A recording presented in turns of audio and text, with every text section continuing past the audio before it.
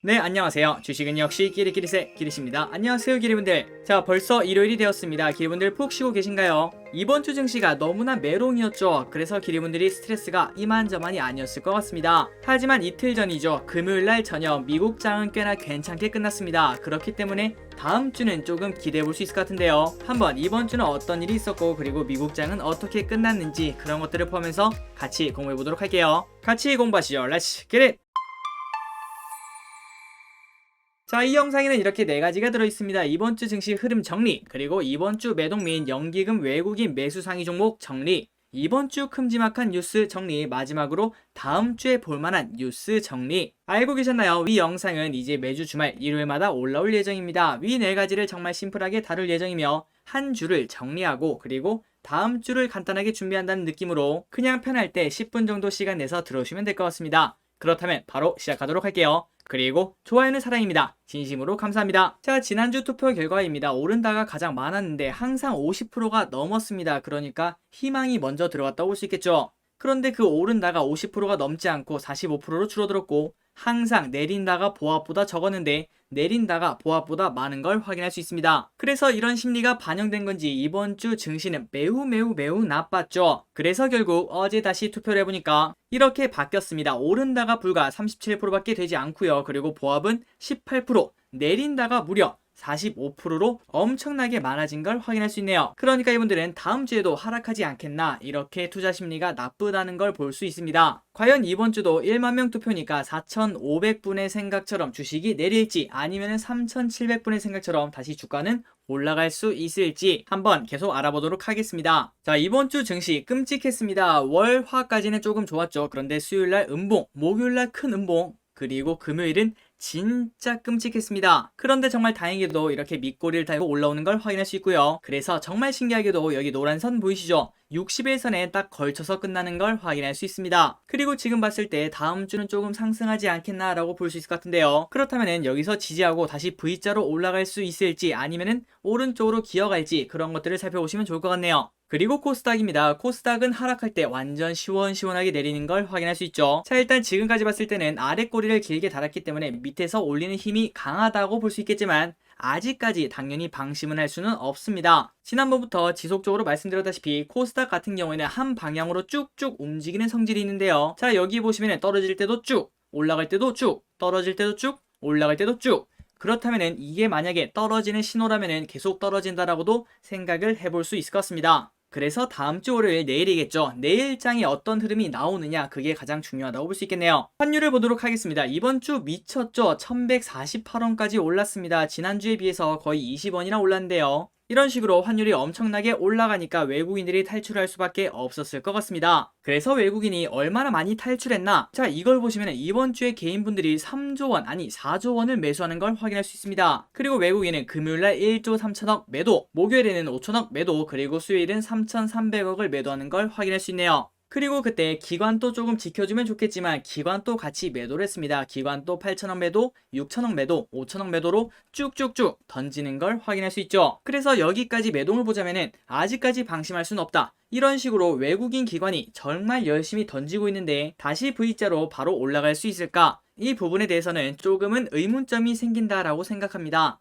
그리고 WTI를 보도록 하겠습니다. 최고점 75를 찍고 그 다음에 쭉 떨어졌다가 다시 또 큰 폭으로 상승을 하고 있는데요. 그렇다면은 지난번에 같이 공부했던 SO일 이렇게 고점을 찍고 쭉쭉 떨어졌는데 여기서 다시 상승할 수 있을까라는 기대감은 가질 수 있을 것 같습니다. 혹시 기대분들이 WTI는 계속 올라갈 것이다 라고 예측하고 그래서 SO일을 좋게 보신다면 월요일날 시초가가 높게 시작하지 않는다면 매수의 타이밍으로 보면 좋지 않을까, 이런 시각으로 공부를 해볼 수 있을 것 같습니다. 그리고 금요일날 미국장이 꽤나 괜찮게 끝났죠. 다우산업 1.3%, 나스닥 1%, S&P도 1.1% 상승으로 야, 벌써 조정이 끝났다, 이런 말이 나올 정도로 좋은 흐름을 보여주는 걸 확인할 수 있습니다. 자, 이렇게 미국장이 좋게 끝났으니까 일단 다음 주 월요일은 좋은 흐름을 기대해 볼 수 있을 것 같습니다. 그렇게 보는 다른 이유 2가지를 보고 넘어가도록 할게요. 일단 첫 번째, 바로 빅스겠죠. 빅스가 큰 폭으로 하락을 했습니다. 우리 증시가 완전 박살이 났을 때 빅스가 20을 뚫고 올라가는 걸 확인할 수 있죠. 그래서 보통 여기서 버티고 있으면은 야, 이건 위험할 수도 있다, 이렇게 볼 수 있겠지만 금요일 미국장에서 이렇게 큰 폭으로 하락하는 모습을 보여줬기 때문에 일단 큰 걱정은 덜었다, 이렇게 말씀드리고 싶네요. 다음으로 두 번째를 보도록 하겠습니다. 미국 10년물 국채금리, 당연히 이걸 봐야겠죠. 자, 이걸 보시면은 최근 들어서 많이 떨어졌습니다. 이것 때문에 시장이 발작을 했죠. 아니, 그렇게 경기가 좋다고 하던데 사실 까서 보니까 이제 더 이상 경기는 좋아지지 못하고 다시 더블딥 시작되는 거 아니야? 그런데 정말 다행히도 V자로 다시 올라오고 있는 모습을 확인할 수 있죠. 그래서 다음 주에는 이 미국 10년물 국채 금리가 조금 더 올라와서 1.4까지 올 수 있는가, 이런 부분을 보면 좋을 것 같고, 만약에 여기서 다시 저항이 부딪혀 떨어지게 된다면 그때는 또 고민이 시작되는 그런 시기가 될 수도 있어 보입니다. 한번 이 부분은 지속적으로 기리분들과 같이 공부해 보도록 하겠습니다. 어쨌든 여기까지 보자면은 다음 주 월요일 출발은 나쁘지 않겠다라고 볼 수 있을 것 같습니다. 그런데 딱 남은 리스크 하나는 델타 변이라고 볼 수 있겠죠. 일단은 주말 효과 때문에 그것도 잠잠해지지 않을까라고 생각을 하고 있습니다. 다음입니다. 이번 주 외국인 연기금 진짜 미친듯이 팔았습니다. 그런데 그 와중에 산 게 뭔지 보러 가도록 할게요. 첫 번째, 연기금이 매수한 겁니다. 삼성 바이오로직스, 삼성 SDI, 삼성 전기, 네이버, SKC, 더존 비주원, LG 이노텍, SK 바이오사이언스, 카카오 게임즈, 고려 아연, 포스코 케미칼, DL ENC, 레고캠 바이오, 천보, 테스나, 한미약품, SK IT, HMM, SK 바이오팜을 매수하네요. 그리고 기대분들도 매주 보시면 아실 겁니다. 야, 진짜 연기금은 사던 거 계속 사네, 이런 생각을 진짜 충분히 할 수 있을 것 같아요. 그러니까 그 말은 연기금이나 외국인이 지속적으로 큰 돈을 넣으니까 그 주가는 슬금슬금 계속 올라갈 수밖에 없다라는 해석도 가능하겠죠. 그래서 저 기릿은 가장 먼저 보고 가장 중요하게 보는 것 중에 하나가 매주 연기금과 외국인들이 무엇을 사는지, 이 부분을 가장 중요하게 보고, 그리고 플러스 조금은 안타깝지만 개인분들이 도대체 무엇을 사는지 그거를 조금은 피하려고 노력을 하고 있습니다. 어쨌든 계속 보도록 하겠습니다. 자, 이번 주 연기금의 특징주가 무엇이 있는가? SKC, 더존 비주원, SK 바이오사이언스, 고려 아연, DL ENC, SK 바이오팜, 이런 기업들을 공부해보면 좋을 것 같네요. 다음입니다. 외국인 매수 상위를 보도록 할게요. LG화학, 삼성 SDI, SK이노베이션, SKIT, 카카오, SK텔레콤, 포스코케미칼, 두산중공업, 에코프로비엠, 카카오게임즈, 천보, 곧버스, LNF, 삼성엔지니어링, 하나에어로스페이스, 코오롱인더, S-오일, LG생활건강을 매수하고 있습니다. 기리분들도 아마도 느끼고 계실 겁니다. 외국인이랑 연기금이 매수하는 종목 중에 야, 내가 보유하고 있는 종목이 있네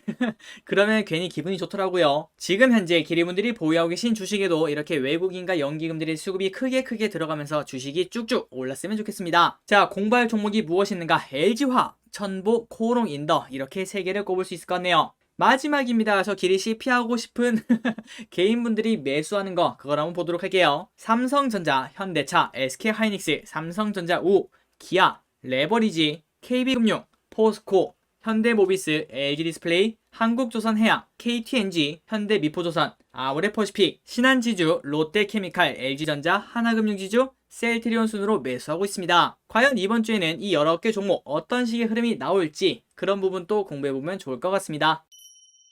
다음으로는 이번 주의 주요 뉴스 타이틀만 보고 빠르게 넘어가도록 할게요. 한번 복습해 보도록 해요. 첫 번째, 카카오 주가 과속, 단기 숨고르기 돌입할 수도. 자, 이베스트 투자증권이 카카오에 대해서 코로나19 이후 주가가 중단기적으로 급하고 과격하게 달렸다고 말했습니다. 그래서 시장 색깔에 따라 단기 피크아웃 할 가능성도 열어둬야 된다며 4달 상장하는 카카오뱅크 카카오페이의 흥행이 단기 주가 항방을 결정할 것이라고 평가했다고 하네요. 자, 지난해 3월 코로나19 발병 이후 현재까지 1년 넘게 주가가 쭉쭉 올라가고 있다고 합니다. 하지만 그러면은 당연히 피로감이 생길 수밖에 없겠죠. 물론 이런 시각이 조금은 불편할 수도 있습니다. 카카오 주주분들에게는 아니 이게 무슨 소리냐, 카카오는 죽을 때까지 들고 가는 거야, 그런 시각이 존재하고 있기 때문이죠. 하지만 지금 말하는 거는 이 주식이 갑자기 엄청나게 급락한다는 뜻이 아니고요. 지금부터는 올라가는데 조금은 제동이 걸릴 수도 있다, 이렇게 받아들이시면 될 것 같아요. 그리고 플러스 올해 1월달에 그렇게 잘 나가던 삼성전자, 그렇게 시가총액이 큰 주식이 엄청나게 하루에 5%씩 오르는 거 기대분들이 보셨으리라 생각됩니다. 하지만 그때부터 슬금슬금 내리더니 8만원대에서 왔다 갔다 하는 걸 확인할 수 있죠. 그리고 작년 말에 그렇게 뜨거웠던 테슬라는 지금은 이제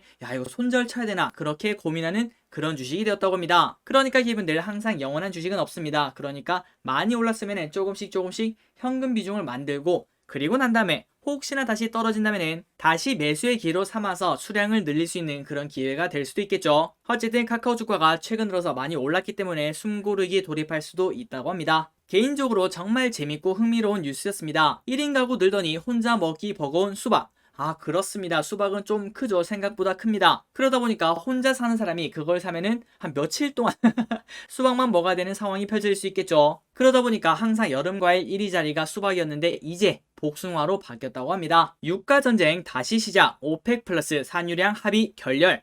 이 뉴스가 나오면서 갑자기 기름값이 엄청나게 뛰었죠. 그래서 이때 S-오일이라는 기업이 엄청나게 올랐던 거 아마도 기억하고 있을 거라고 생각합니다. 자, 석유 수출기구 오펙과 러시아 등 주요 산유국 협의체인 오펙 플러스가 현지 시간 5일로 예정됐던 회의를 취소하면서 새로운 유가전쟁에 서막이 오를 수 있다는 의견이 나왔다고 하네요. 하반기 IPO 대여만 200조, 그런데 이게 오히려 증시에 부담이 될 수도 있다고 합니다. 증시 주변 자금들이 하반기 대여에 집중적으로 몰릴 것으로 전망되며 주식시장에 미칠 영향에 시장의 이목이 쏠리고 있다. 이달 카카오뱅크 이어 다음 달 크래프톤, 카카오페이가 줄줄이 상장하면서 주식시장의 수급 부담이 커지는 것 아니냐라는 우려의 목소리가 제기된다고 하네요. 자, 그러니까 이 시각은 갑자기 엄청나게 큰 애들이 IPO를 한다고 하니까 지금 현재 증시에 있는 자금은 한정이 되어 있지 않겠습니까? 갑자기 한 번에 늘 수는 없을 겁니다. 그러니까 새로 들어온 애들을 살려면 당연히 기존 거를 팔고 거기로 간다고 볼 수 있겠죠. 그런데 이게 지금까지는 대여가 그렇게 많지도 않았고 그리고 뜨문뜨문 있었기 때문에 부담이 없었지만 이번에는 한 번에 몰리고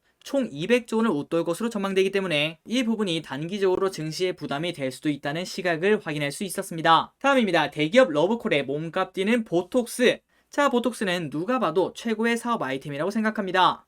이 세상 가면 갈수록 100세 시대, 110세 시대, 120세 시대 이런 식으로 늘어나지 않겠습니까? 그런데 그렇게 오래 살아야 되는데 늙어 보이고 싶은 사람은 아무도 없겠죠. 그 부분을 일정 부분 해소해주는 보톡스는 가면 갈수록 좋은 흐름을 보여줄 수 있을 것 같습니다. 자, 보톡스가 최근 들어서 조금 많이 올랐는데요. 그 이유가 무엇인가? 지난달 17일 신세계 백화점이 휴젤 지분 49.2%를 인수한다는 소식이 전해지고부터다. 그리고 여기에 GS 리테일도 휴젤에 대해 소수 지분 투자를 검토하고 있다고 밝히며 보톡스 업체들에 대한 몸값 재평가가 이루어졌다고 하네요. 자, 진짜 서프라이즈죠. 삼성전자 2분기 어닝 서프라이즈 영업이익 12.5조로 1조 원 뻥튀기가 되었습니다. 진짜 서프라이즈가 나왔는데요. 하지만 주가는 그날 1%가 빠진 걸로 기억합니다. 진짜 삼성전자는 언제 우리에게 행복한 서프라이즈를 줄지 인내 시간이 가면 갈수록 길어지고 있습니다. 자, 수요일부터 갑자기 이게 시작되었죠. 다시 1000명대 확진, 새 거리두기 3단계 격상 불가피. 그런데 지금 보니까 이때도 양반이었습니다. 지금은 이제 매일매일 경신을 하고 있죠. 기리분들 코로나 조심하시기 바래요. 다음입니다. 100조 원 김치찌개가 재료값만 3만원, 엔게일 지수 20년 내 최고. 지금 현재 물가가 쭉쭉 오르고 있습니다. 그렇다면 우리의 임금도 당연히 올라야겠죠.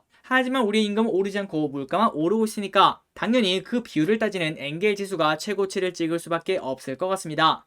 그러니까 이거는 둘 중에 하나는 무조건 문제라고 볼 수 있을 것 같습니다. 첫 번째는 우리의 임금이 안 오르는 거, 그리고 두 번째는 물가가 비싼 거. 빠른 시일 내에 조정이 되었으면 좋겠고, 그리고 이왕이면 임금은 좀 오르고 물가는 내렸으면 좋겠네요. 다음입니다. ST 바이오센서 목요일부터 금요일까지 청약이었죠. 아마도 많은 기리분들이 참여를 하셨으리라 생각이 됩니다. 따상 기원합니다. 제주항공 5대1 무상감자 결정, 자본 잠식 벗어나자. 기리분들 이렇게 무상감자를 공짜로 감자를 준다는 건데요. 이런 뉴스가 나오면 당연히 주가는 거의 대부분 웬만해서는 빠지게 되어 있습니다. 그리고 그 이유는 당연히 적자 기업이니까 그렇다. 기리분들이 알고 계실 거라고 생각해요. 그래서 항상 기업분들이 무조건 명심해야 될 거는 적자 기업에는 정말 웬만해서는 투자하지 말자. 혹시나 투자하더라도 내가 가진 현금에서 한 5% 정도만 쓰자. 이 정도를 명심하시기 바래요. 다음입니다. 마켓컬리 몸값 2.5조 인정받았다. 나스닥에 상장하려고 했던 마켓컬리가 한국으로 돌아왔다고 합니다. 2254억 원 투자 유치를 했다고 하네요.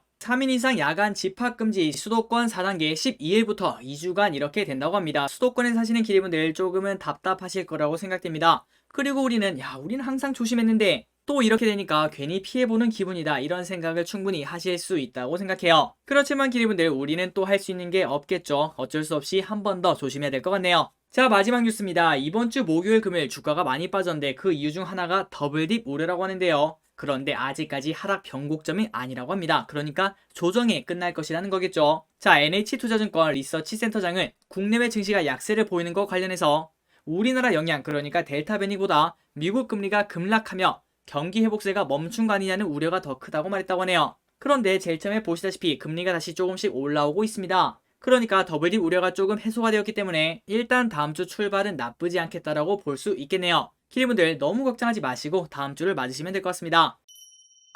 자, 마지막입니다. 다음 주 주요 일정 별거 없더라고요. 정말 빠르게 슉슉슉 샥샥샥 보고 끝내보도록 할게요. 첫 번째, 월요일부터 네이버 카카오 QR 체크인 있죠. 거기서 백신 접종까지 증명할 수 있다고 하네요. 두 번째, 월요일부터입니다. 10일부터 전기차 급속 충전 요금 37.2원 인상이 된다고 합니다. 기리분들 중에서도 당연히 계실 거라고 생각합니다. 전기차 오너분이 계실 텐데요. 급속 충전 요금이 이렇게 오른다는 거 알려드리도록 하겠습니다. 다음입니다. 13일 미국 6월 소비자 물가지수 CPI 발표, 그리고 14일은 미국 6월 생산자 물가지수 PPI 발표가 있다는 걸 알려드리도록 할게요. 그나저나 CPI와 PPI는 진짜 뭐 거의 매주 나오는 것 같은 그런 기분이 드는 건 좀 착각이겠죠. 그만큼 시간이 빠른 것 같습니다. 마지막으로 다음 주 금요일에는 미국 옵션 만기일이 있다는 거. 그래서 이 부분 때문에 일단 다음 주에도 미국장의 변동이 조금은 있을 수 있기 때문에 마음을 완전하게 놓고 이제 또 다시 랠리야 이렇게 보는 거는 조금은 빠르지 않나 이렇게 생각합니다. 자, 기리분들 이번 주도 고생하셨습니다. 여기까지 매주 기립과 함께가 끝났고요. 오늘 또 같이 공부해주시고 시청해주셔서 정말 감사합니다. 이번 주에는 꼭 양봉 하실 겁니다. 지금까지 기리셨습니다. 바이요.